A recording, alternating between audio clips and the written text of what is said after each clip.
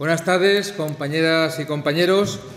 Estamos aquí en este espacio tan maravilloso de la Escuela de Relaciones Laborales de la Universidad Complutense de Madrid para celebrar la octava y última jornada del ciclo de pensamiento africano, y vamos a hablar hoy sobre la figura y el pensamiento y la acción de Kwame Nkrumah, un histórico líder africano de la descolonización.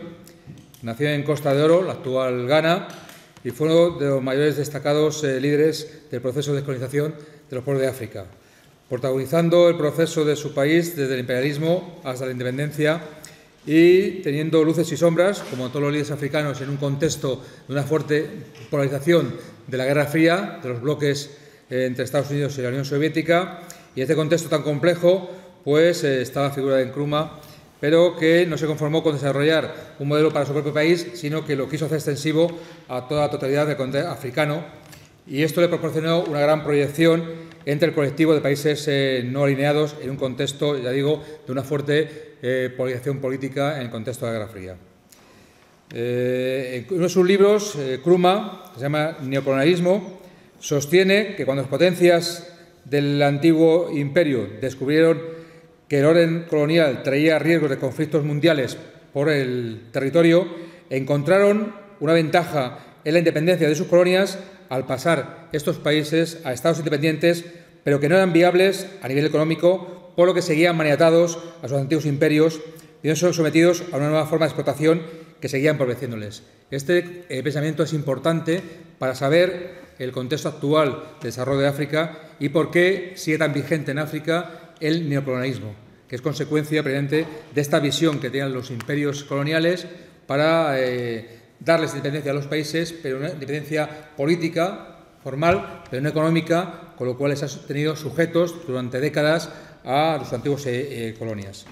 Para hablar sobre esta figura de Nkrumah y terminar la clausura de este ciclo, tenemos hoy en la mesa a la compañera Ana Zarandona, que es de la editorial One Africa, de Libros Ediciones, que es una de las organizadoras conmigo de este ciclo. Acompañado Fran Pérez, que es el responsable de Izquierda Unida Federal de Solidaridad y Derechos Humanos. A la compañera Nora García, que ya conocéis muchos, que es la responsable internacional del Partido Comunista de España para temas de África. Al compañero Andrés Amenedo, que es historiador y es un hombre también que tiene cosas muy interesantes que decir sobre Nkrumah y su relación con Che Guevara. Creo que tienes ahí notas importantes al respecto, ¿no? Y para terminar el ciclo y clausurarlo, pues como no, al compañero y amigo Eddie Sánchez, que es el director de la Fundación de Investigaciones Marxistas, que gracias a su colaboración y apoyo hemos conseguido pues tener este ciclo tan interesante, grabarlo y divulgarlo a través de la red del canal de FinTV en YouTube. Y yo, sin nada más, le doy el paso a la compañera Ana Zarandona para que ya intervenga un poco sobre Nkrumah y sobre la editorial One Africa y por qué toman la decisión de hacer el libro que han hecho en su editorial a este respecto. Gracias, Ana.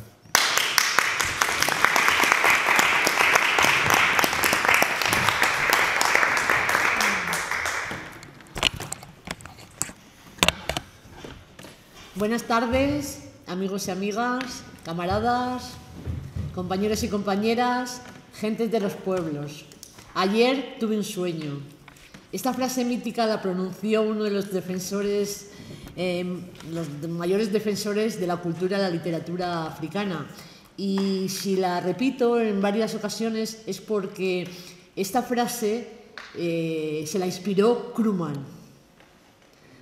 a Luther. Sí, cuando Luther tuvo un encuentro con Nkrumah, la inspiración fue tal que todos los discursos, después de escucharle a Nkrumah, le salió esta frase mítica y se la inspiró él. Por eso, gracias Luther, pero sobre todo gracias Nkrumah. Hoy no es un día de hablar de One Africa, que también, ¿no? Hoy es un día de hablar de Nkrumah y sobre todo es un día de hablar de todos nosotros, sí, vosotros los que habéis asistido y de nosotros la gente que hemos podido hacer estas jornadas, ¿no? Porque creo que, bueno, ha habido un trabajo detrás muy importante que ha sido la coordinación y la comunicación y sobre todo las pequeñas discrepancias siempre se han podido solventar gracias a este trabajo de comunicación y de coordinación, ¿no? Y sobre todo de respeto. independientemente que cada uno tengamos, bueno, una visión política diferente, ¿no? Lo que nos une son los puntos comunes, ¿no? Y por lo que la gente sale a la calle a luchar, ¿no? Yo lucho por la literatura africana, por el conocimiento y pensamiento africano. En Guanáfrica decidimos sacar estos libritos de bolsillo porque eran fáciles y útiles, ¿no? Y ahí viene todo que han borrado de una parte de la historia del mundo, ¿no? A estos 8 líderes africanos les pasaban página, ¿no? Y ellos hicieron muchas cosas, ¿no? Yo te voy a hablar estamos hoy con Krumah, pero voy a hacer un resumen de todos, ¿no? Porque ha sido un golazo el poder disfrutar de todos ellos, ¿no? Y en ellos, en Lumumba, empezamos con Lumumba, y de Lumumba destaco que, bueno, su discurso fue tan sonoro que al día de hoy la gente sigue siendo lumumbista, y en el futuro también.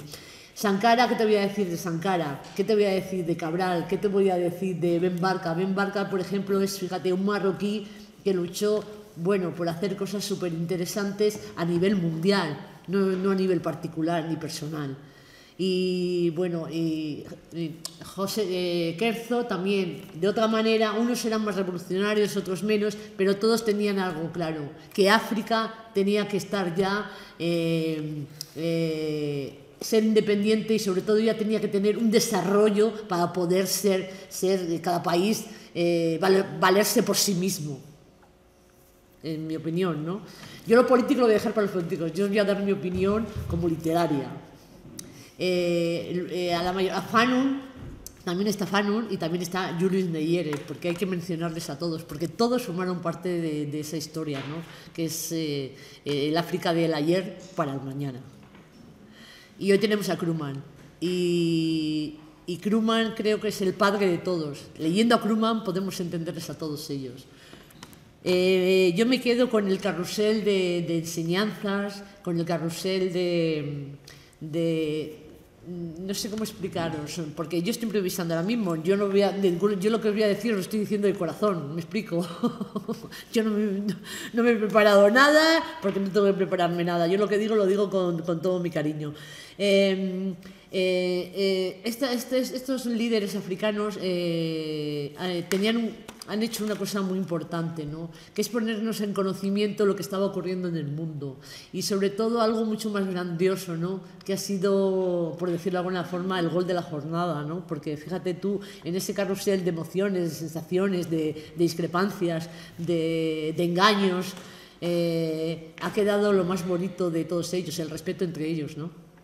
Lo digo porque la base es el Krumah, ¿no? Que inició todo, pero resulta que luego le dejaron solo. Y al final la vida le ha dado la razón, que el pensamiento de Krumah político era el que tenía que prevalecer, ¿no? Reconocido por cada uno de ellos a su manera, ¿no? Y eso es muy bonito, ¿no? También. No soy la persona más sabia, ni soy la persona más inteligente, y quizá no sea la persona más estudiada, ¿no? Pero sí que tengo algo, es que me estoy emocionando porque como es el último día me va a dar mucha tristeza y mucha angustia, ¿no? Pero seguiremos, ¿no? Tengo palabras, sobre todo tengo algo que me emociono y que lucho por lo que creo, y en ellos he creído siempre, y la vida me ha dado la oportunidad de poder hablar sobre ellos, no a nivel político, que también, pero sí a nivel político, ¿por qué no? Sí, a nivel político, aunque a mi manera, pero a nivel político, ¿no? Porque creo que todos ellos, ha sido una injusticia, la mayor injusticia que se ha cometido en el mundo ha sido la que se ha cometido con estas personas, ¿no? Con estos personajes, porque ellos llegaban al pueblo, llegaban a todas las personas, y llegar a conseguir algo así ya tiene que decir mucho de quiénes eran, de cuál era su espíritu.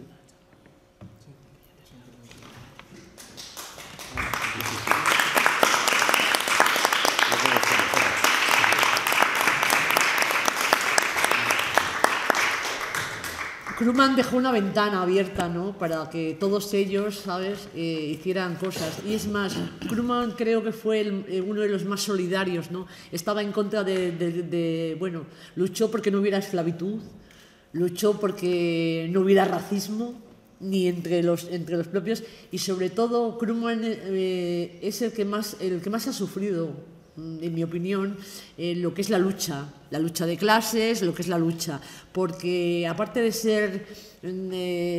estar desamparado por todos los demás, o sea, le juzgaron sus propios con los que formó partido, porque al no meter las manos en los bolsillos tuvo que mandarles a prisión, los tuvo que mandar a encarcelar cuando le hicieron mal, cuando robaron al pueblo. Y eso es una de las cosas de las que menos se habla sobre Krugman, pero de las que más a mí me impactaba, ¿no? Que como un hombre como él pues no llegó a la corrupción. Es muy difícil, ¿no?, en política, no meterte las manos, y más sobre todo en un continente como es África, ¿no? Y que encima esa gente te juzgue. O sea, con los que tú has formado un partido político, tú cuando formas algo es para tener unos objetivos, es para hacer algo importante o algo útil, ¿no?, que nos sirva a los demás. Y creo que Krugman pues es uno de los personajes más, para mí, más desvalorado, ¿no?, en ese sentido, porque mandó a prisión a mucha gente, como se estaba diciendo, a muchos amigos suyos, y luego la gente del pueblo, como somos los humanos, somos egoístas de nacimiento, y como somos, ¿sabes? Yo he pasado muchas etapas de mi vida, y bueno, y hoy por hoy me siento aquí y me siento, pues la verdad, muy arropada por todos vosotros, porque siempre he aprendido muchísimo, que no os imagináis, pero de todos, ¿no? No solo de los sabios y de los intelectuales, sino también de la gente que ha venido, amigas mías y amigos míos que han venido, que hoy no veo a ninguno, pero veo otros nuevos. Y eso está bien. Y nada más. Estoy un poco nerviosa, disculpadme, pero como es el último día estoy muy emocionada.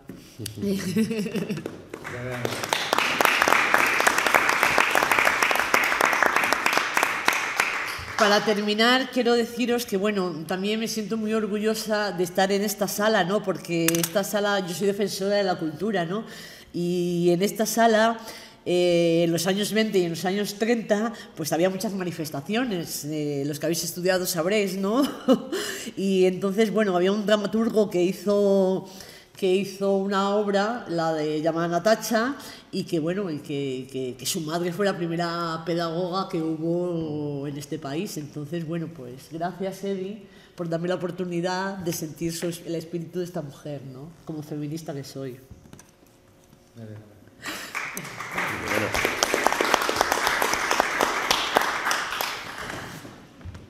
Y ya para terminar, bueno, le doy gracias a la vida porque tengo lo que quiero. Tengo amigos y gente que en mí creyeron. Gracias a todos. Gracias por venir.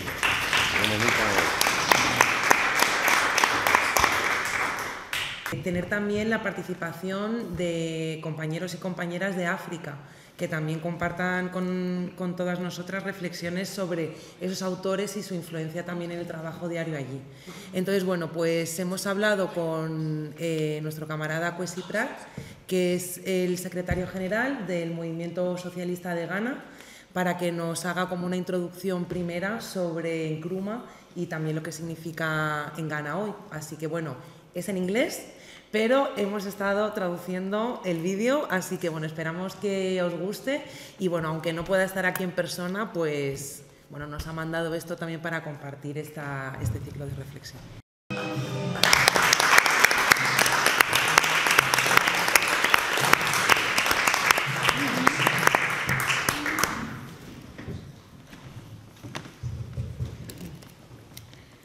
Bueno, buenas tardes. Muchas gracias por la invitación para estar aquí, Ana. Es un placer, como siempre.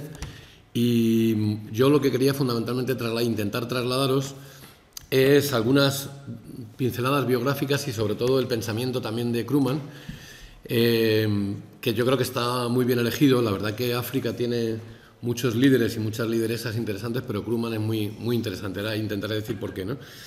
En el vídeo que hemos visto yo creo que se dan algunas ideas clave de Krugman, ¿no? Primero, él tiene un origen muy humilde, es una persona que nace, un niño que nace en una familia absolutamente trabajadora, pero muy humilde. El papá hacía eso, era un orfebre que hacía artesanías y tal, y la mamá trabajaba en un mercado, ¿no? En un mercado. Y bueno, lo que pasa que él tiene, yo creo que es una de las cosas que a veces en la vida pasan, y es que cuando uno estudia y despierta la cabeza, él estudia con los jesuitas de niño, y yo creo que eso le vino muy bien, ¿no? Como algunos otros de la izquierda que existen por ahí, ¿no? Y él, de alguna forma, se va autoformando, es una especie de autodidacta, ¿no? Pero quiere aprender, ¿no? O sea, él quiere aprender y decide, no se sabe muy bien por qué, marchar a Estados Unidos, muy joven, con 23 o 24 años, me parece, y él decide ir allí, conocer cómo es la vida de Estados Unidos y trabajar y al mismo tiempo estudiar. Apenas tenía dinero, nadie le financiaba y por tanto él tuvo que trabajar en profesiones muy humildes.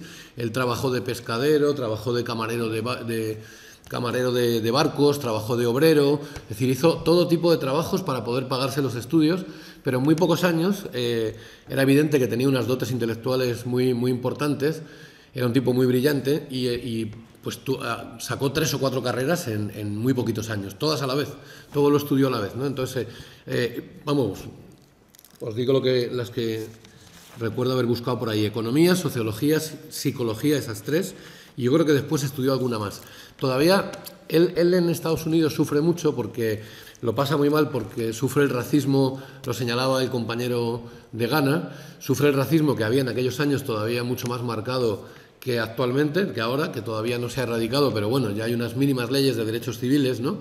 Pero sigue habiendo mucha represión institucional, mucha represión policial. Y él lo sufre en carne propia, ¿no? Y entonces, en su autobiografía, que es uno de los libros que él escribe en el exilio, cuando se exilia, en su autobiografía él cuenta que él sufrió muchísimo como joven, que tenía unas expectativas y que creía que si él respetaba, le iban a respetar. Y él se choca de pronto con ese mundo porque efectivamente él había vivido en una aldea pequeña de Ghana y no había sufrido, digamos, eso en su carne, pero de adolescente y de joven sí, ¿no? Entonces él decide irse a Londres para seguir estudiando Derecho y regresar luego a Ghana con una formación importante para jugar un papel en el futuro político de su tierra, de su pueblo. Y en Londres se va metiendo con un grupo de gente que está metida en el activismo político. Él se mete enseguida en los círculos africanos y en los círculos busca a la gente de Ghana, pero encuentra a George Padmore, que lo cita el compañero también en el vídeo, que era ya un tipo que era un activista fuera de serie. Él primero es su maestro y luego Padmore acaba siendo como asesor o consejero de Krugman, ¿no?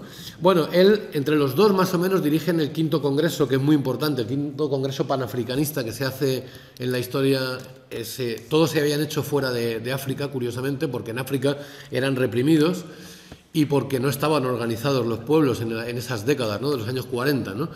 Y hay 4 congresos dirigidos en general por intelectuales, por gente que venía de una clase media, incluso burguesa, y ellos deciden montar un congreso donde tiene que haber gente trabajadora, ¿no? Él se licencia en varias carreras en Estados Unidos, pero aprende a ser clase trabajadora y sabe que es clase trabajadora porque lo sufre, ha sufrido el racismo, y él tiene claro que tiene que volver a África a jugar un papel en la liberación de su pueblo, de Ghana fundamentalmente. Pero él se va haciendo panafricanista en Londres. Ahí montan un congreso muy importante porque hay más clase trabajadora que clase burguesa o que intelectuales de izquierda y tal, panafricanistas, y porque ya el panafricanismo decide pasar a la acción política en ese congreso, en el año 40 me parece que era el 45, en Londres, ¿no? O en Manchester. Los congresos se habían hecho en Nueva York, se había hecho en Londres, se habían hecho en París. Es curioso eso, ¿no? Yo cuando me puse a estudiarlo pensaba que los congresos habían surgido de la propia África, ¿no? Pero no era así. En el exilio había unas mínimas libertades, había menos persecución y se montó allí.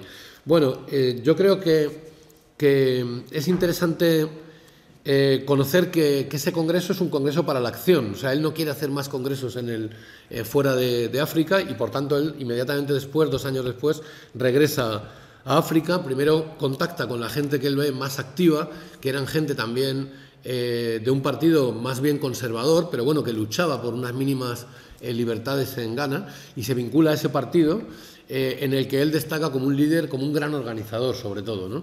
Él es un gran organizador de las masas, como se hablaba en lenguaje clásico, ¿no? Él empieza a formar grupos de jóvenes, empieza a formar grupos de mujeres y empieza a trabajar con la mujer y con la juventud fundamentalmente, ¿no? Y va creando grupos que empiezan a ser la base, a extender la base de ese partido más conservador en el que él se mete al principio, ¿no? Y descubre de pronto que en ese partido no tiene futuro, porque ese partido no tiene claro que hay que luchar por la independencia de Ghana como primer paso anticolonialista, antiimperialista, ¿no? Y él va buscando una raíz más radical, más de izquierda. Entonces monta su propio partido, lo funda con Pazmor, con este compañero, que se llama Partido de la Convención Popular, ¿no? Y ellos tienen claro que el objetivo número 1 es la independencia y el objetivo número 2 es crear un proyecto continental de independencia y de consolidación de un solo país. Sería un proyecto regional, continental, de unidad africana, ¿no? Ellos tienen desde el principio, como ha dicho muy bien el compañero, tenían muy claro eso, somos de Ghana, tenemos que lograr la independencia de Ghana, pero a continuación hay que luchar por un proyecto continental, que en aquel momento fue acusado por parte de algunos como de un proyecto utópico, ¿no? Ahí en Manchester ya aparecen compañeros que eran claramente marxistas científicos, como ha explicado muy bien, y otros son marxistas más utópicos, y otros no eran marxistas, tenían un pensamiento más bien nacionalista africano. Ahí se da cita ese tipo de ideologías, bueno, un poco mezcladas y demás, aunque en el Congreso sí ganan las posiciones de los marxistas científicos, que se definen como un partido claramente comunista, ¿no? Pero él, sin embargo, no tenía tan claro eso al principio. Él es un tipo antiimperialista, anticolonialista, panafricanista, y él quiere la unidad africana. Ese es su gran sueño, ¿no? Bueno, yo creo que otra idea que tiene muy clara es que primero hay que tener una herramienta, un partido, crean ese partido de la Convención Popular, pero luego ese partido no tiene que servir para quedarse quieto, tiene que movilizar toda la sociedad, ¿no? Entonces ellos empiezan a moverse en todos los ámbitos, estudiantiles, juveniles, con las mujeres, ¿no? Y empiezan a crear de todo. O sea, siguiendo un poco, como era el año 49, tenían muy presente todo el activismo de Gandhi, ¿no? Que esto es muy interesante también en Krugman, ¿no? Cómo va chupando todas las corrientes de pensamiento de su época. Él va viendo que en el año 47 Gandhi, algo que según decía él era impredecible, Gandhi consigue la independencia a través de la lucha no violenta, a través de hacer boicot, de la desobediencia civil, todo lo que sabéis del movimiento gandhiano, ¿no? Ellos no querían la lucha armada por muchos motivos, por motivos éticos y morales, porque pensaban que era malo la lucha armada, y por otro lado porque pensaban que siempre un ejército colonial va a ser más poderoso, mucho más poderoso que la lucha armada, digamos, del pueblo, ¿no? Entonces eran dos motivos, éticos y morales y políticos, y él decide que ese es el camino correcto, que lo que hay que hacer es, digamos, atacar al Estado colonial, debilitarle y hacerlo a través de huelgas, a través de boicots económicos, de no consumir productos que sean de las grandes transnacionales, ¿no? Entonces hacen una huelga, boicot a varios productos de varias empresas, que ahora está muy de moda, parece que lo hemos inventado aquí, ¿no? Pues eso estaba ya en esos años, ¿no? Bueno, y al final él, digamos que quiere crear un gran movimiento popular, pero pacifista, ¿no? Claramente pacifista. Y eso le da a él una gran popularidad.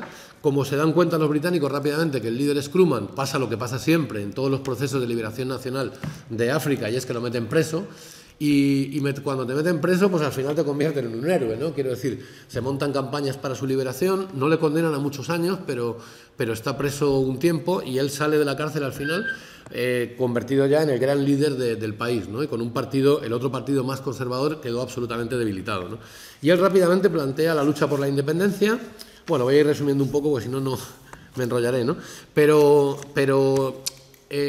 consigue algo increíble, y es que sin mucha violencia, aunque haya algunos episodios de violencia, sin mucha violencia, los británicos deciden convocar un referéndum. Creen que se puede convocar elecciones y que él puede perder, Entonces hay un pulso ahí, financian a otros partidos, pero él gana. O sea, él gana las elecciones porque se había hecho absolutamente popular. Él plantea un proyecto revolucionario, de independencia, anticolonial, y era, bueno, la necesidad histórica que había en ese país y en ese continente. Entonces la gente le votó.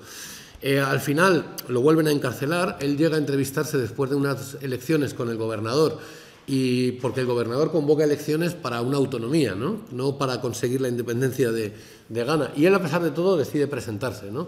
Como que parece que acepta las reglas del juego y, sin embargo, lo primero que hace al ir a entrevistarse con el gobernador británico es decirle, mire, yo me he presentado para el autogobierno, pero no acepto y lo que quiero es la independencia. Entonces, bueno, el tipo acaba preso otra vez, pero vuelve a desafiar al establishment británico y vuelve a ganar las siguientes elecciones, ¿no? Saca mayoría absoluta en las segundas elecciones y acaba logrando la independencia. Pues la independencia es en el año 57, el 6 del 3 del 57. Es muy importante lo que dices porque me parece que es el primer país independiente de África, ¿no? O sea, fue el primer país independiente, por eso se convirtió en una referencia, como decía el compañero en el vídeo, y por eso empiezan a visitar a Krugman todos los líderes digamos, de movimientos de liberación nacional de África. Todos van pasando por la capital y se van entrevistando con él. Él los ayuda a todos, yo creo que les ayuda a todos. Se montan debates también complejos porque algunos están a favor de la lucha armada y otros no, y algunos creen en la unidad, digamos, panafricana y otros no. Otros están en su proyecto nacional, de nacionalismo, digamos, más anticolonial solamente, ¿no? Bueno, voy a ir resumiendo un poquito. Es muy interesante lo que ha dicho el compañero. El mismo día de la independencia, él anuncia otro gran proyecto histórico. Eso también es impresionante. O sea, normalmente cuando consiguen la independencia todos están tirando cohetes, ¿no? Y pendientes de los bailes populares en la calle, y hemos ganado y vamos a ver qué hacemos para nuestro país. Él no, él plantea, el mismo día dice, si conseguimos solo la independencia de Ghana, es un pequeño país dentro de un continente africano que ha sido expoliado, explotado, ¿no? Y que está todavía dominado por las colonias, por países que le están impidiendo su desarrollo y en derechos y en desarrollo socioeconómico. Entonces, si no conseguimos crear un gran proyecto continental, no habremos hecho nada. Y yo creo que este es uno de los grandes, el gran tema de Krugman, ¿no? Comparándolo con otros, de otros países que tienen proyectos nacionales pero no continentales. Él fue acusado de que era un proyecto muy utópico, porque os podéis imaginar, o sea, gente que decía esto sin dinero no se puede hacer, otros que decían esto no se puede hacer si no te vinculas a un bloque o a la URSS en aquel momento o a Estados Unidos, ¿no? Y él decía que no, que había que... Él asistió a la conferencia esta que convocó ¿cómo se llama?, de Bandung, lo convocó Nasser con el presidente de Indonesia.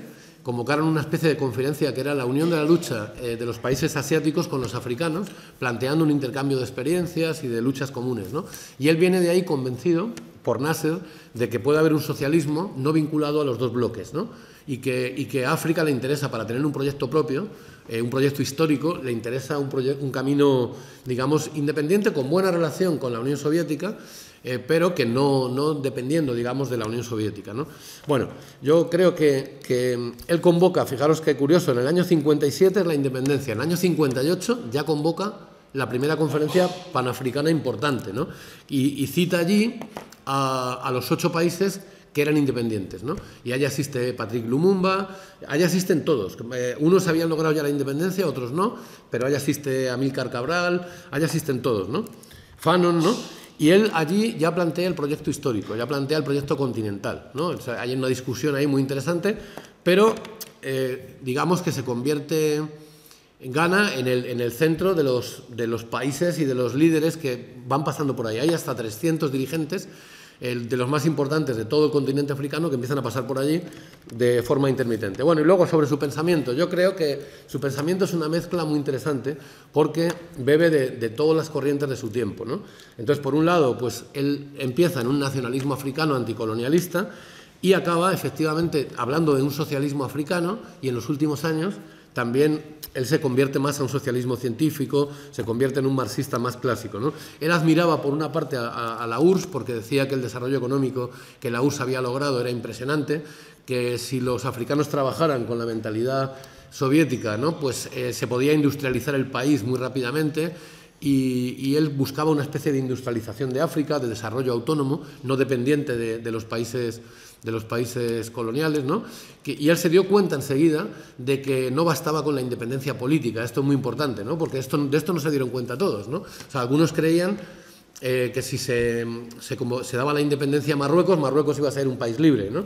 Y ahí Francia seguía metida, y Francia lo que quería era, bueno, yo me he ido del poder, digamos, territorial clásico, colonial, pero yo quiero controlar aquí el tema económico, ¿no?, las empresas, los contratos y demás. Y él se vuelve, pues él tiene un libro, que es ese que ha dicho el compañero, que es clave, que es el libro del neocolonialismo como última fase del del imperialismo, ¿no? O sea, usando la frase de Lenin, modificándola un poquito. Y bueno, pues, pero a la vez es un marxista que cree en la lucha pacífica, ¿no? En la lucha pacifista de Gandhi, muy influido por Gandhi, de la no violencia, de todo esto que os he comentado antes. Y al mismo tiempo, pues es el gran líder, digamos, de la unidad panafricana de África, ¿no? El gran panafricanista visionario que cree en ese proyecto cuando nadie cree, ¿no? Yo creo que es una especie de Bolívar, pero del siglo XX, ¿no? O sea, Bolívar, cuando consigue la independencia de Venezuela, de Bolivia, se da cuenta de que si todos los países latinoamericanos se dividen, van a pelear entre ellos y que eso no es suficiente, que hace falta un proyecto continental, ¿no? Y pasaron varios siglos hasta que llegó el amigo Chávez, ¿no? Que dijo, bueno, hace falta la unidad latinoamericana. Entonces vamos a caminar hacia esa unidad latinoamericana manteniendo las fronteras políticas de absoluta cooperación entre unos países y otros, ¿no? Pero el sueño de él era incluso acabar con las fronteras políticas, era un poco utópico, es verdad. O sea, él quería incluso acabar con las fronteras que los países coloniales habían trazado con un tiralíneas y un mapa repartiéndose África, ¿no? Y lo que le dicen los demás países, pues que eso es muy complejo, que eso no se puede hacer, que eso es una utopía. Y bueno, pues él un poco se frustra en ese sentido, ¿no? Pero siempre termina con ese sueño. Y luego, bueno, yo creo... Termino, ¿no? Voy terminando. Bueno, en 2 minutos. Yo creo que él es un tipo que hace que en 10 años de su vida, entre el año 50 y el 60, que es cuando gobierna él, digamos, hace una barbaridad de cosas. O sea, hace una constitución nueva. Yo creo que el país, por citar muchas cosas positivas, ha dicho antes Carlos que había luces y sombras, como en todos los políticos, ¿no? Y todos los gobernantes. Pero él, desde luego... digamos, si empieza a crear los derechos sociales en Ghana. O sea, ahí no había prácticamente nada, más que una minoría elitista, y él empieza a montar pues de todo, ¿no? Obras públicas, hospitales, escuelas, carreteras, complejos hidroeléctricos, ¿no? Él crea la educación obligatoria, ¿no? Y gratuita. Él en muy pocos años pasa de que haya 150.000 matriculados a que haya 1,5 millones de matriculados en la educación. O sea, él hace todo eso, ¿no?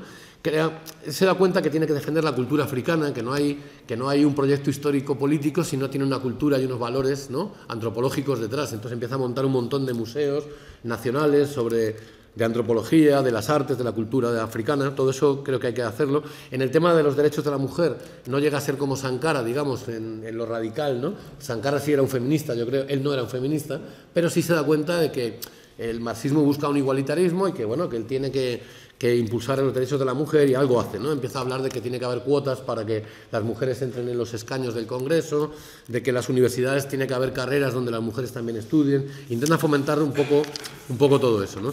Y yo creo que de Krugman, por ir terminando un poco, luego hay aspectos negativos que se le han criticado, que tampoco los quiero, sí, bueno, pues por decir algunos. Es verdad, lo que ha dicho Ani es cierto, que como él empieza a gobernar con cuadros muy jóvenes y cuadros políticos que no estaban del todo formados, pues se empiezan a dar casos de corrupción, y entonces él intenta aplicar una mano dura en el tema de la corrupción, que le creó muchísimos problemas internos, porque incluso hemos visto procesos revolucionarios en América Latina donde la corrupción, la lucha contra la corrupción es evidente, ¿no? Y no hay que negarla, o sea, hay que combatirla, ¿no? Y eso le cuesta enfrentamientos con compañeros que habían sido pues prácticamente como hermanos suyos, pero él intenta acabar con eso, ¿no? Y luego tuvo un problema con la inversión extranjera, porque al final él se da cuenta que la inversión extranjera es necesaria, y ese es otro de los debates actuales también que yo he visto mucho en América Latina, ¿no? Necesitamos inversión extranjera, pero ¿cuánto? ¿En qué porcentaje? ¿En cuánto nivel? ¿Empresas mixtas? ¿Empresas del Estado? Ese debate es un debate muy complejo, porque estas empresas eran las que corrompían a los dirigentes de Krugman, ¿no? Entonces, bueno, pues él ahí tuvo un follón muy gordo. Y bueno, Krugman termina, como se ha dicho, pues con un golpe de Estado, aprovechando que él estaba fuera del país. Si no lo hubieran matado, lo habían intentado matar ya varias veces, le pusieron una bomba una vez en su casa, le intentaron asesinar en varias ocasiones, incluso envenenar, ¿no? Y Krugman... incluso al final estaba un poco paranoico con el ejército, ¿no? Porque él quería un ejército popular, democrático, y bueno, pues el ejército sabemos todos lo que es, de qué educación venía, y al final la CIA conspira, como conspiró en muchos países de África, y le da un golpe de Estado y digamos que lo eliminan políticamente, ¿no? Él se exilia en Guinea-Conakry, ahí tenía un presidente que era amigo suyo, y bueno, como él decía terminó diciendo que él se dedicó los últimos años de su vida a escribir, ¿no? A leer, a escribir y a recibir visitas, porque viajó muy poco a partir de ahí, ¿no? Luego él enferma, hace como 12 o 13 libros, casi todos, en la época del exilio, incluso una autobiografía que habría que ver si está publicada. Yo no sé si está publicada en castellano, ¿no? En inglés, ¿no? En castellano no hay prácticamente nada, yo creo, ¿no? Entonces, bueno, pues Krugman realmente es un personaje que yo creo que con sus luces, hay más luces que sombras, yo así lo creo, ¿no? Y yo creo que es un personaje a recuperar, como uno de los grandes panafricanistas de África, sin ninguna duda, ¿no?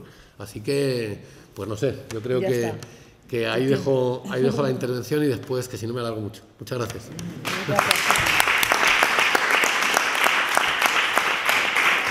Buenas tardes y muchas gracias por la invitación a venir hoy aquí.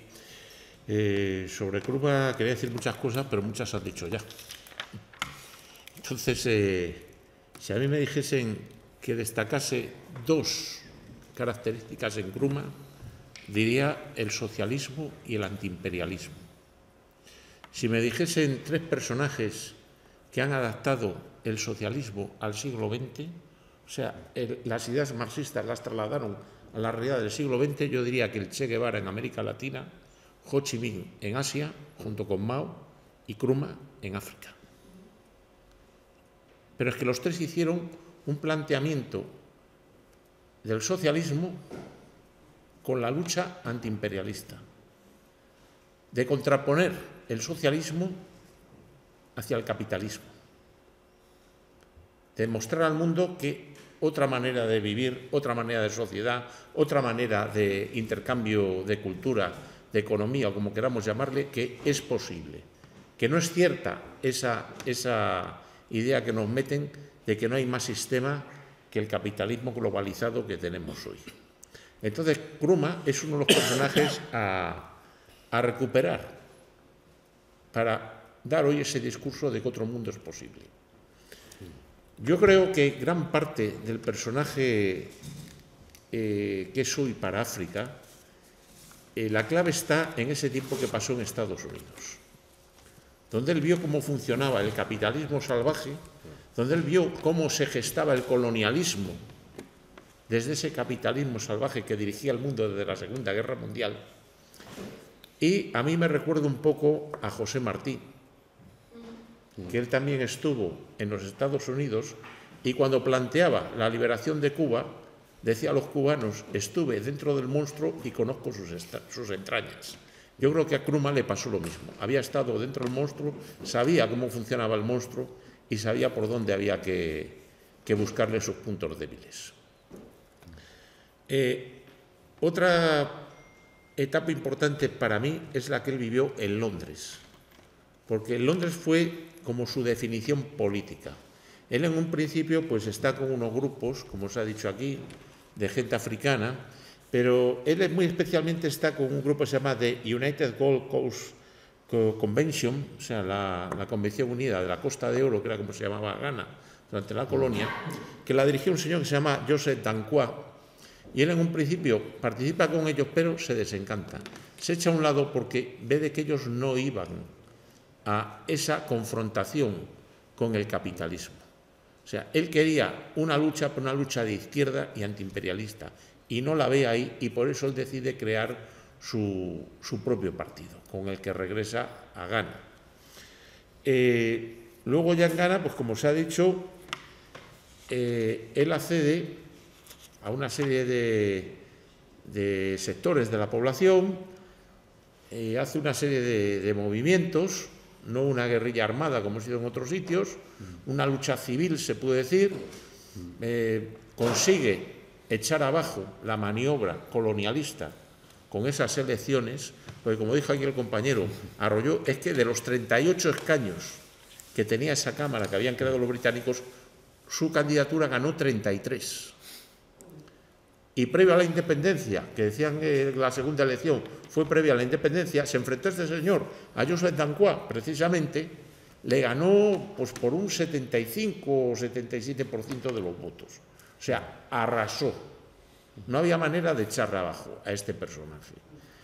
Entonces, Krugman, cuando se proclama la independencia, él propugna el panafricanismo, pero se da un caso un detalle para mí importante, porque con la independencia de Ghana se crea un simbolismo muy importante para África, que son los colores panafricanos, que los vemos en la bandera nacional de Ghana, que fue una señora que se llamaba Teodosia Ocon, quien se la presentó, y a Nkrumah le encantó, porque lo que hizo esta señora fue agarrar los colores del único estado autóctono africano que había entonces, como era Etiopía, que no era producto del colonialismo, ni estaba influenciado por el colonialismo, y lo que hizo fue invertir esos colores y darle un sentido para Ghana. Y también le añadió en la estrella negra como símbolo de la emancipación africana, estrella que toma de un símbolo creado por un filósofo jamaicano que se llamaba Marcus Garvey, que fue el que creó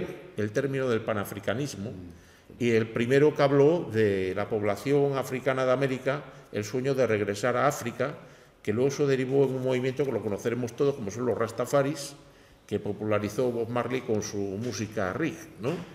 Pues el precursor de eso pues fue Marcus Garvey, que paradójicamente nunca estuvo en África, ¿no? Y de estas fuentes también bebió ese panafricanismo Nkrumah.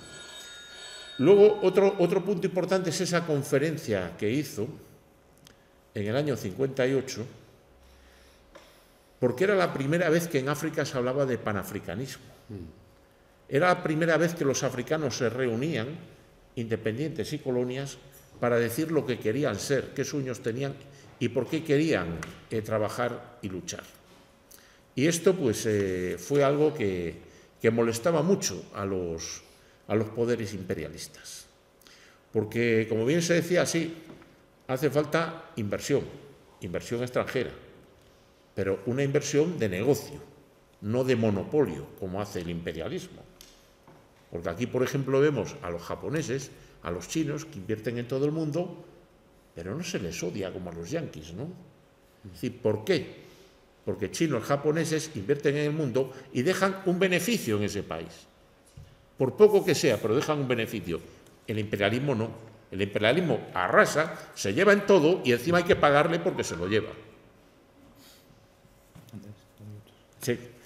Y bueno, y otro punto importante para mí fue en el año 65 que recibió a un visitante en Ghana como fue el Che Guevara. El Che y Nkrumah enseguida contactaron, enseguida se entendieron, sobre todo por su postura antiimperialista, y coincidieron bastante en su visión, porque el Che siempre dijo en Cuba que África era un lugar importante, un lugar a tener en cuenta donde se jugaba el futuro del mundo y el futuro de la lucha revolucionaria. Pero a mí me llama la atención una cosa, que es que Nkrumah no es que fuera prosoviético, pero era muy a favor de la Unión Soviética y del sistema soviético, mientras que el Che Guevara en esa época ya era muy crítico con el sistema soviético. No es que fuera antisoviético, como se ha dicho por ahí, sino que él partía de que el socialismo es una cuestión de conciencia, no de producción ni de economía. Y había que trabajar la conciencia del individuo para establecer el socialismo. Entonces él decía que la Unión Soviética se está cometiendo un error muy grave, que era construir el socialismo con bases capitalistas, y que eso los iba a llevar a un callejón sin salida del que solamente podían salir regresando al capitalismo. Creo que la historia le ha dado la razón a Che. Y bueno, no me quiero extender más, simplemente decir que hoy en día la figura de Nkrumah, todo lo que él dijo, todo lo que él propuso, creo que está muy vivo y muy necesario en África. Y muchas gracias.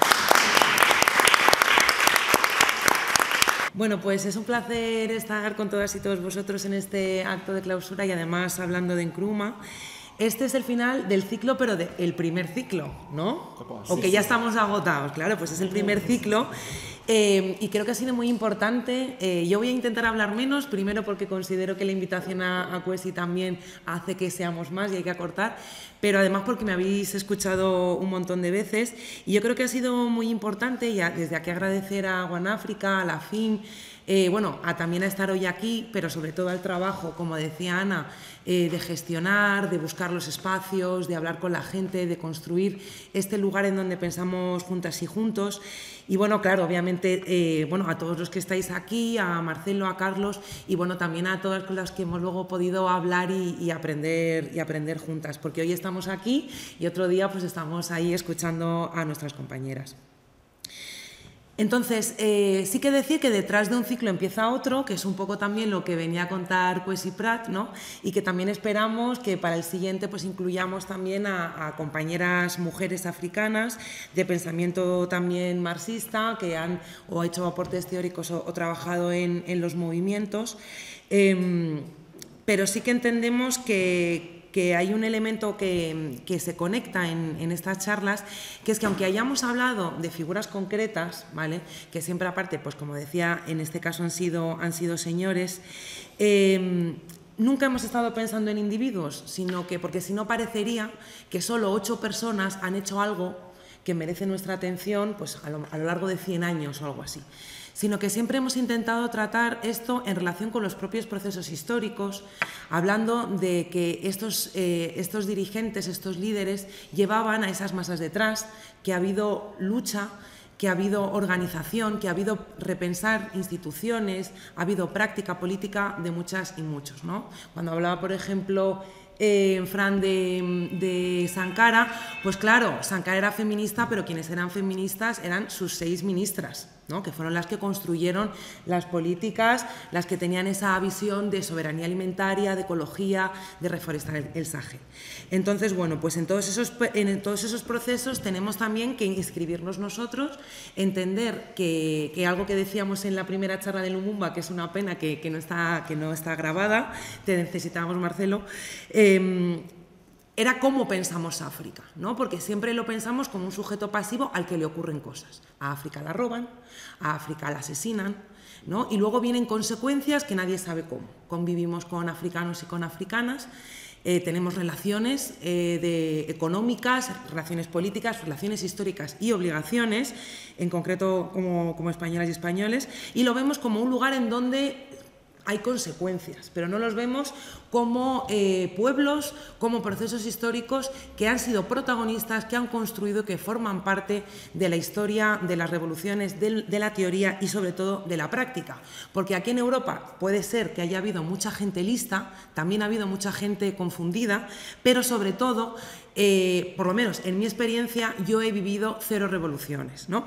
Sin embargo, cuando tú hablas con Kwesi, que precisamente leía a Nkrumah cuando estaba prohibido, que humildemente cuando dice es que los 13 libros de Nkrumah se distribuyen por Ghana y por África. No, es que el movimiento socialista de Ghana ha creado una editorial y los ha reeditado todos y los distribuye. Es que este movimiento que lleva 25 años, que tiene una dimensión juvenil enorme, una organización de mujeres que podríamos aprender mucho de ellas, han construido una escuela de educación popular permanente, abierta a toda la juventud. Es que además han creado la televisión panafricana, que la podéis ver por internet, pero que además emite en 46 países del continente, en donde hacen programas de entretenimiento, culturales, de deporte, de debate, de historia. Y esa es la manera en la que tenemos que mirar a África, como un lugar en donde ocurren cosas y, como decía Kwesi, en donde la gente lucha.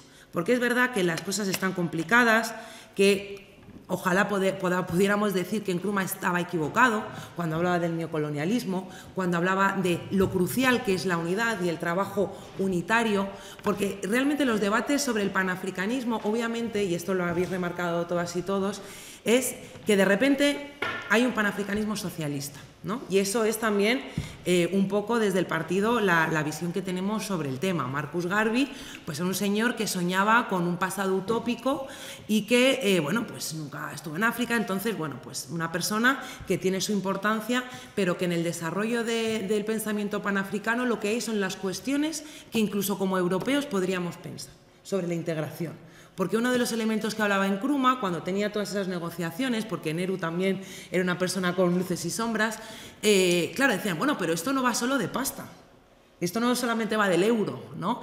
Esto va de cómo desarrollamos y cómo nos industrializamos, cómo desarrollamos infraestructura, cómo llevamos el agua, cómo generamos formación, cómo damos derechos, cómo conseguimos tener a la gente atendida en una sanidad pública y conseguimos tener no sé cuántas millones de enfermeras, enfermeros, médicos, etcétera. Y entonces esa unidad va más allá, y yo creo que en este momento podemos aprender un montón de cosas de ese momento, ¿no? Y sobre todo algo muy importante, porque es que, claro, es utópico, es no sé qué. Bueno, mira, todo es una idea hasta que se trabaja. Y de hecho, eso es una de las frases que yo traía aquí de Nkrumah, que también le caracteriza, que después de ser derrocado y también marginado, siguió pensando. Porque cuando te destruyen, cuando te machacan, hay que seguir pensando.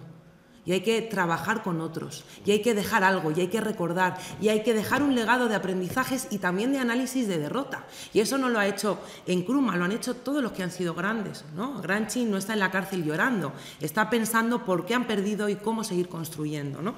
Y en todos estos momentos que estamos viviendo debemos de recordar eso y pensar en esa frase que ante esa utopía él decía, donde hay voluntad hay camino.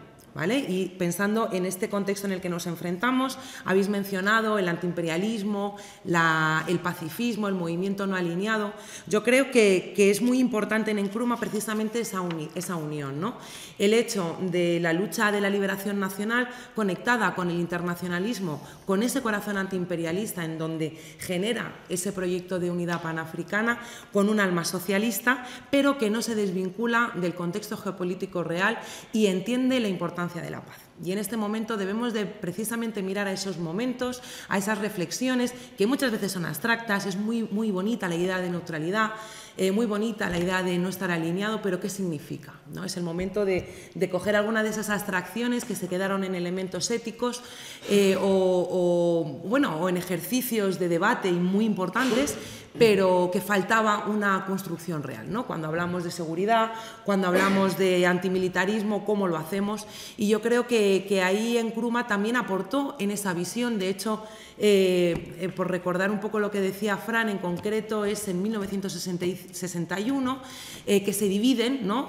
Nkrumah va con Nehru al este y creo que Sarkano va al oeste, y entonces llevan ese manifiesto que podríamos recuperar por la paz, y al final con dos elementos clave: el desarme nuclear y las negociaciones, ¿no? Y esto nos puede recordar un poquito también en lo que estamos aquí pensando. Y también el luchar contra esa mentalidad de Guerra Fría. Y podemos discernir si sí era prosoviético, si no era prosoviético, si era no sé qué, no sé cuánto. Lo que está claro es que esa gente en ese momento decía, no sé qué dicen por ahí, aquí tengo mi movida, ¿vale? Y yo me hago mi marxismo, y yo me hago mi movimiento. Y muy bien, los soviéticos y todo eso, pero aquí esto va de que nos tenemos que liberar, y las ganas de independencia van más allá del Siguana, ¿no? Y por eso las relaciones internacionalistas de Cuba con Angola, de la Unión Soviética, de Checoslovaquia, de la RDA, también se evalúan de maneras diferentes, incluso también el rol de China.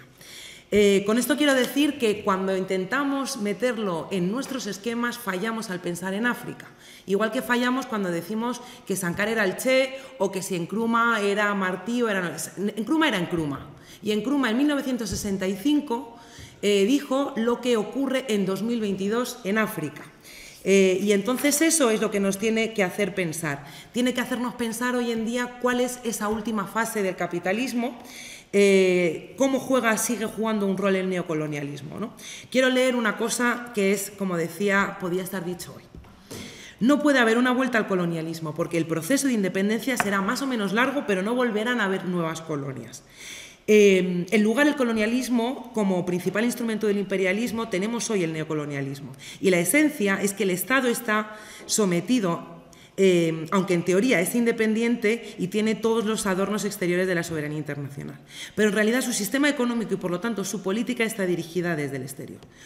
Los métodos y las formas pueden cambiar, pero el neocolonialismo se basa en el principio de dividir los antiguos grandes territorios coloniales en una serie de pequeños estados no viables, que son incapaces de desarrollarse de forma independiente y deben depender de la antigua potencia imperial para la defensa para la defensa, incluso la seguridad interna.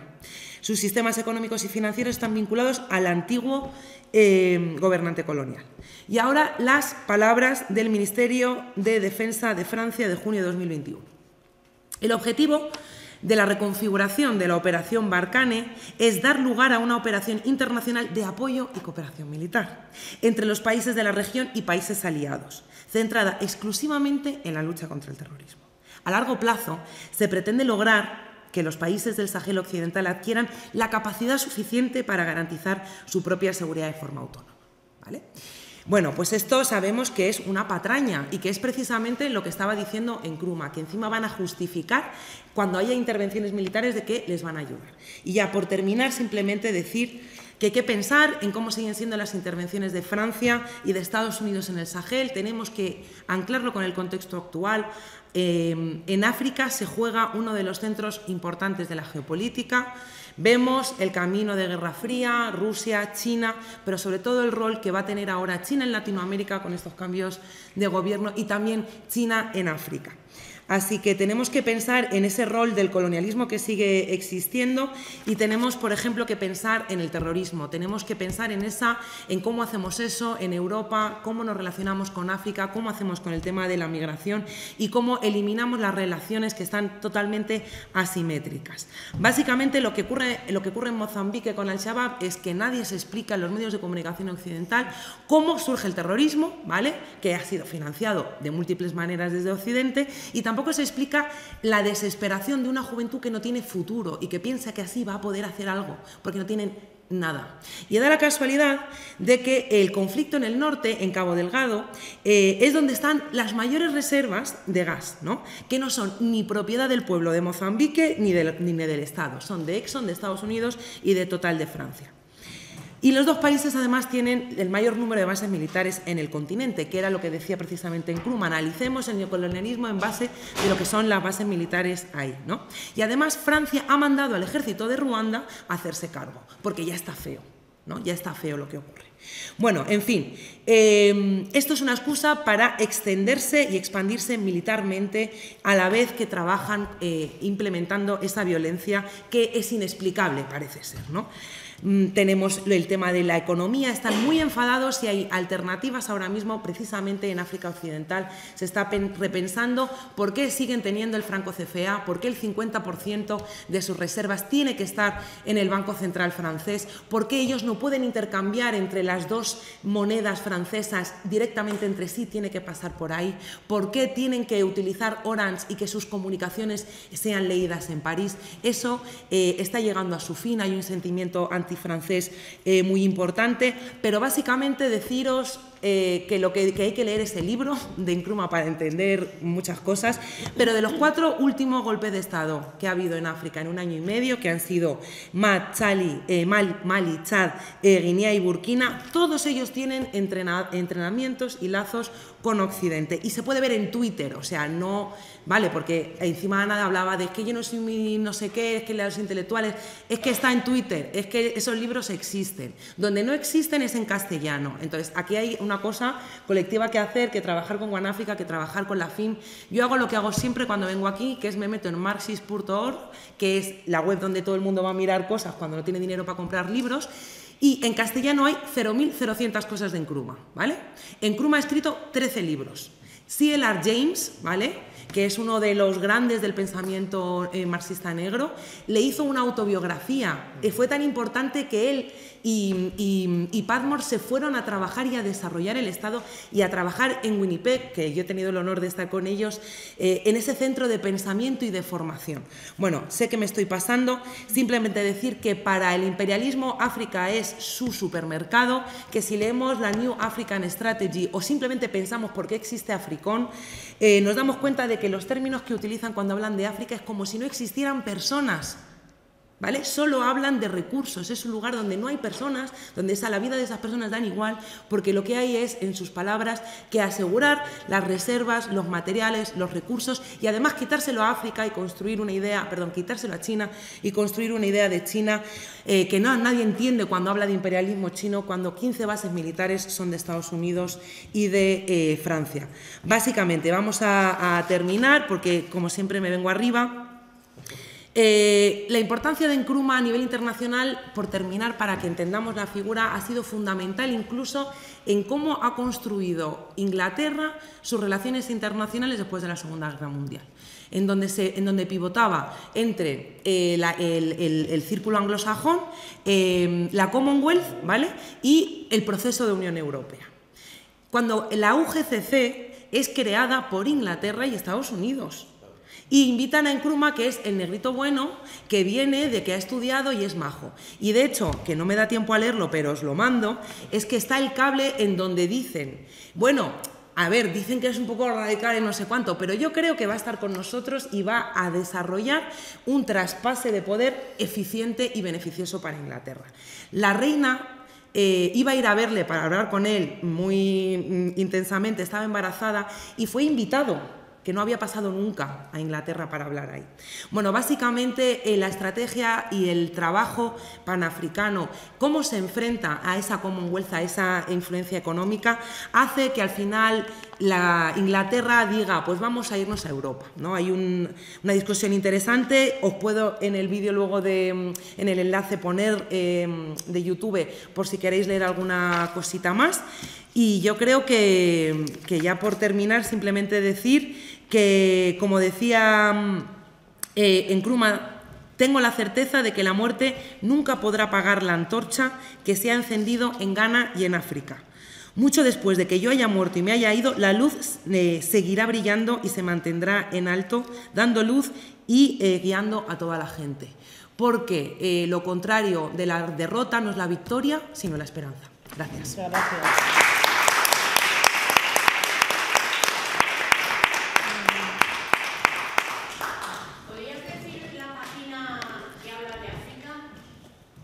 No, vale, lo que quería mandaros era un documento que es sobre las reflexiones que hace Inglaterra ante lo que decía Fran de cuando Nkrumah decía ni autonomía ni nada, independencia, y cómo eso genera cambios en la política exterior de Estados Unidos. Esos son documentos de Inglaterra, que si los lees, pues claro, hablan de Nkrumah como un ¿cómo se dice?, una marioneta, y le salió mal, le salió muy mal. ¿Y qué es lo que hizo Nkrumah? ¿Queréis montar este partido fake? Yo me meto y construyo la base.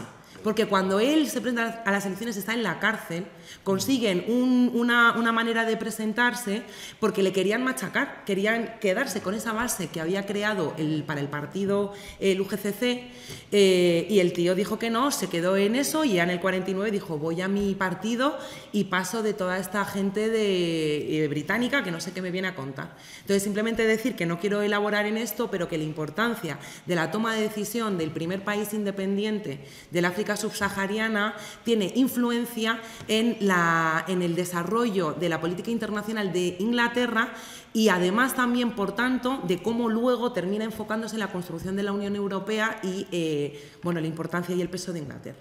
Pero antes has dicho... Luego tendremos tiempo para... Vale, en la web es una web donde no está Nkrumah. Lo que quiero decir es que marxistas, sin la marxist.org, es una web donde podemos acceder a un montón de documentos, de textos, de discursos, de libros de manera gratuita. Y no hay Nkrumah, igual que no hay Amílcar Cabral.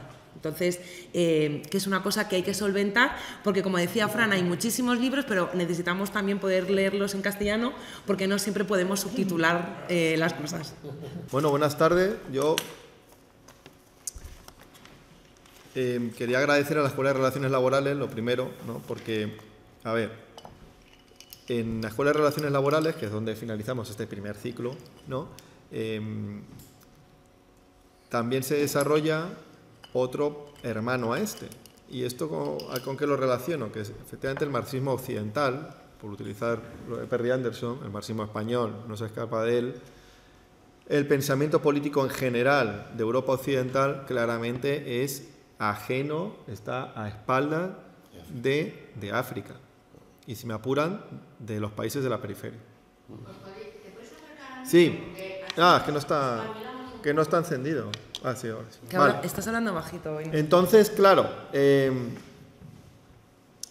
ahí hay un vacío muy grande. Y de manera modesta y no tan modesta, claro, este ciclo yo creo que es único, al menos en los países de Europa Occidental. Rusia tiene la Universidad Patricio Lumumba y tiene cierta tradición, pero es excepcional. Por eso la importancia clave de su grabación, ¿no? Y agradecer al compañero, a los compañeros, ¿no? Que parecían, ¿no? Que Carlos también por tu insistencia, ¿no? en su grabación, porque es excepcional, no existe. Tendríamos que irnos probablemente a Portugal, claramente, ¿no? En donde la izquierda revolucionaria portuguesa, el Partido Comunista Portugués, pues claramente sí, ¿no? Pero muy poco.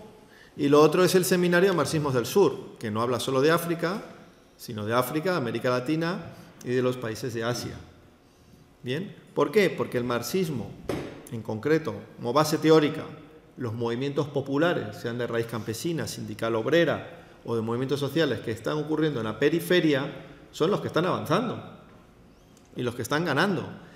Y en torno al marxismo que se van produciendo y se va elaborando en esas luchas, es el marxismo que, en mi opinión, más está creciendo. En cuerpo teórico y en masa social, ¿no? En base popular.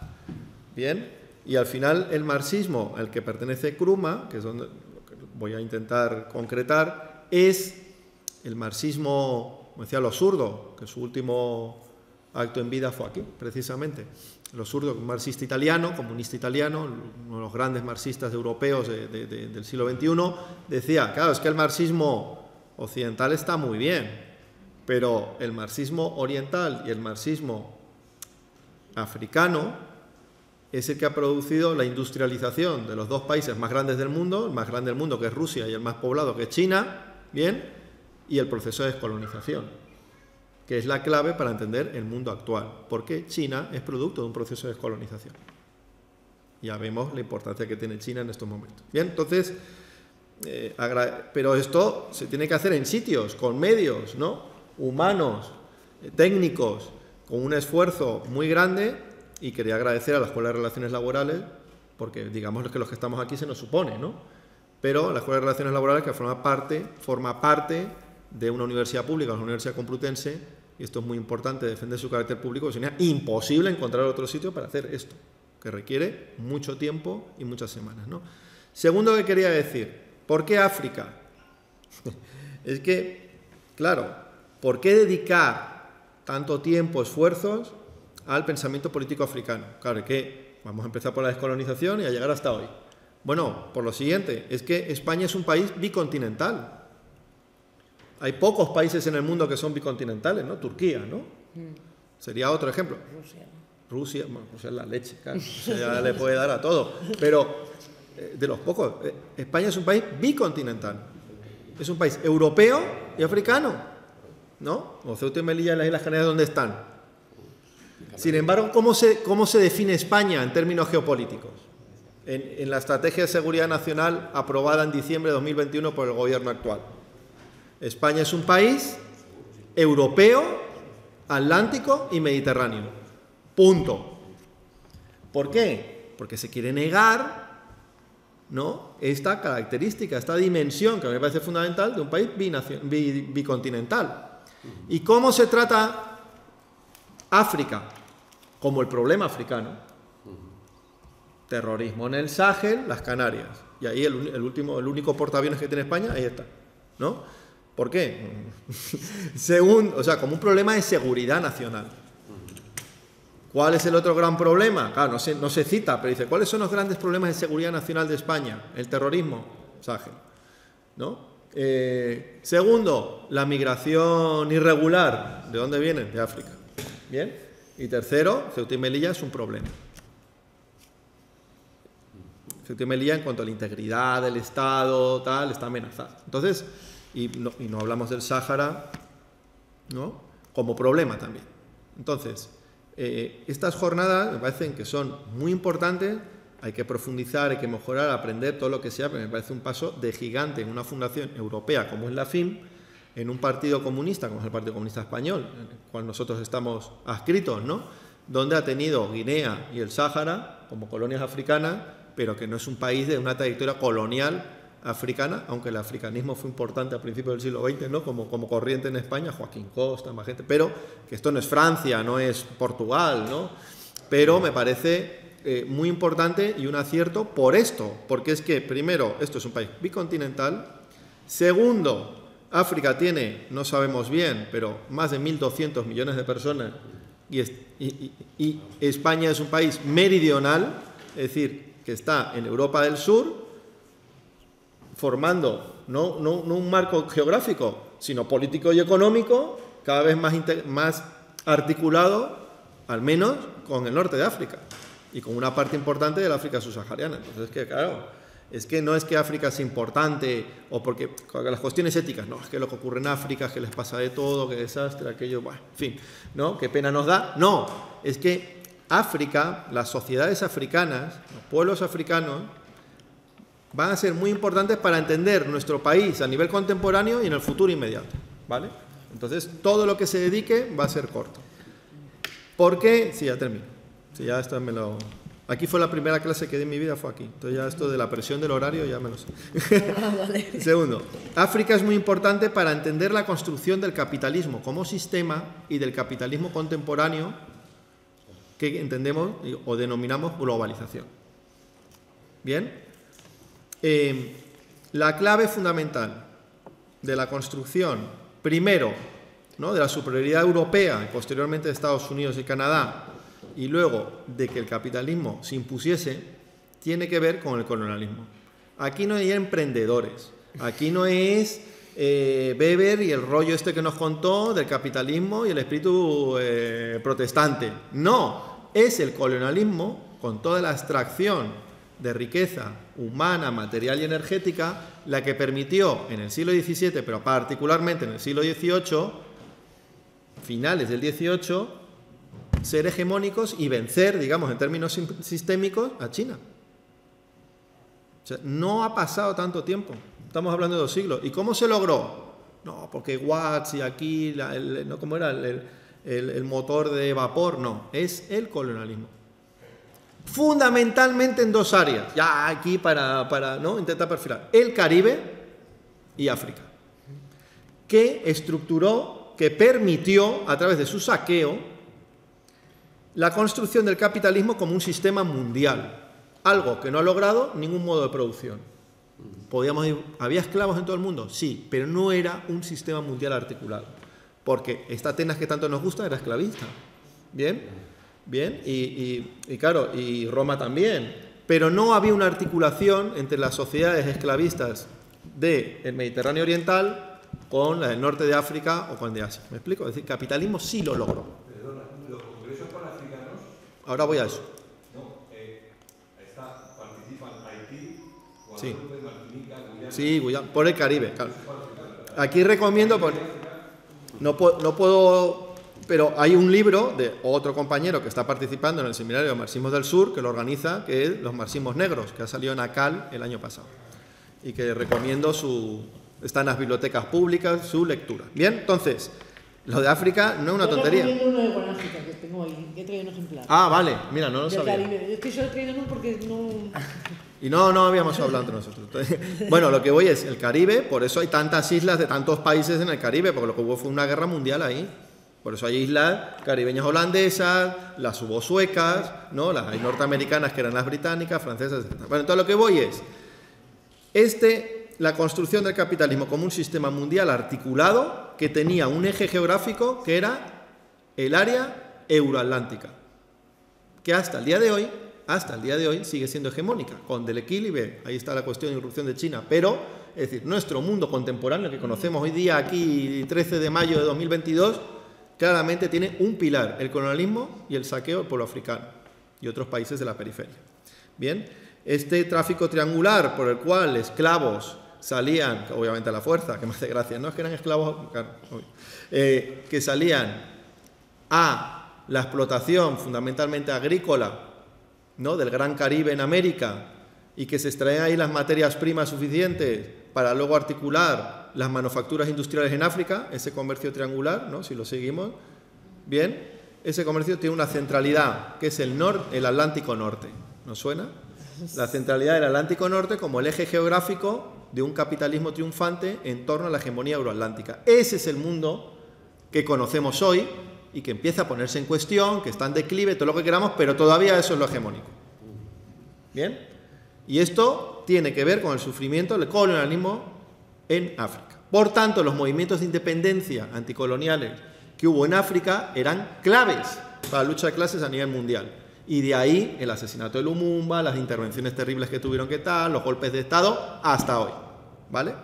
Quería meterme más en este rollo, pero no. Ghana, país de Ghana, ¿qué papel jugaba en esto? Porque lo de África es un diseño, porque los de la mano invisible del mercado es mentira, está perfectamente planificado, porque ahí no había mercado en el mundo colonial. Ghana, es decir, el Caribe y África se dividió en lo que llaman las 3 islas de desarrollo capitalista. ¿Bien? Y Ghana formaba parte de que era una serie, por eso son países tan chiquititos, etcétera, que eran los puertos atlánticos. Los puertos atlánticos eran clave porque salía la fuerza de trabajo principal, que era la esclava, que junto con los pueblos precolombinos, indios, americanos, en la minería, lo otro, toda la extracción de las materias primas, principalmente agrícolas, que movieron el comercio del mundo hasta hace nada. ¿Bien? Entonces, Ghana era una pieza clave en ese entramado de la construcción del capitalismo actual. Por tanto, todo movimiento que surgiese de ahí iba a ser combatido o tiene una trascendencia muy importante. Por eso Nkrumah hay que estudiarlo. Y ya para terminar, ¿qué dice Nkrumah a todo esto? Pues algo diría, ¿no?, ya que le dedicamos la sesión final. Es panafricanismo. El panafricanismo como tal forma parte de aquellos movimientos políticos, ¿no?, de raíz romántica. Por eso lo del quinto congreso, de raíz romántica está el panamericanismo. ¿A la mayor gloria de qué? De Estados Unidos. La OEA, su concreción contemporánea. El paneslavismo, fruto del romanticismo, ¿no?, de raíz liberal, nacionalista, de los distintos países eslavos, con Rusia a la cabeza, que fue la que conformó la bandera, ¿no? El pangermanismo, que se convirtió en una panideología muy particular, que se llama europeísmo, que es su origen, claramente, donde los fascismos, como buen movimiento romántico y racionalista, ahí, ¿no?, luchaban. Es decir, era un planteamiento claramente de ideología burguesa, romántica, en torno a las revoluciones liberales, etc.